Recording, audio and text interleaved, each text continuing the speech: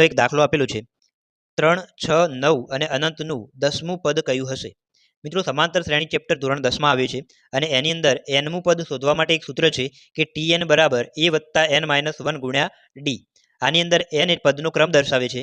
a એટલે પ્રથમ પદ કહેવાય, જે શ્રેણીમાં પ્રથમ પદ તરીકે આપણને અહીંયા 3 આપેલા છે. n તરીકે પદનો ક્રમ અહીંયા આપણે લખીશું 10 અને d એટલે કે બે ક્રમિક પદો વચ્ચેની બાદબાકી. તો અહીંયા જુઓ 6 - 3 કરીએ તો આપણને મળે છે કેટલા? 3. 9 - 6 કરીએ તો આપણને કેટલા મળે છે? 3. તો સમાંતર શ્રેણી હોય તો આ દરેક તફાવત દરેક વખતે સમાન હશે. બરાબર.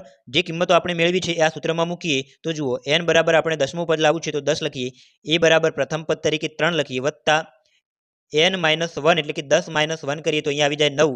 9 ગુણ્યા સામાન્ય તફાવત તરીકે આપણે લાવ્યા હતા 3. સાદુરૂપ આપીએ તો 3 વત્તા 9 તરી 27 થાય. 27 વત્તા 3 કરીએ તો જવાબ મળે છે આપણને 30. ઓપ્શન પ્રમાણે જોઈએ તો ઓપ્શન એ માં આપણને 30 આપેલા છે. જો તમને આ 3નો ઘડિયો આવડતો હોય તો પણ તમને ડાયરેક્ટલી ખ્યાલ આવી જાય આ પ્રશ્નનો જવાબ કે 3 એકા 3 અહીંયા કરીએ, 3 ગુણ્યા 1 કરીએ તો પ્રથમ પદ કહેવાય 3. 3 ગુણ્યા 2 કરીએ તો 3 દુ 6 એટલે કે બીજું પદ મળી જાય. તો અહીંયા 3નો ઘડિયો જ છે તો 10મું પદ લાવવું હોય તો 3 ગુણ્યા 10 કરીએ તો 30. આ રીતે તમે ડાયરેક્ટલી પણ જવાબ લાવી શકો છો.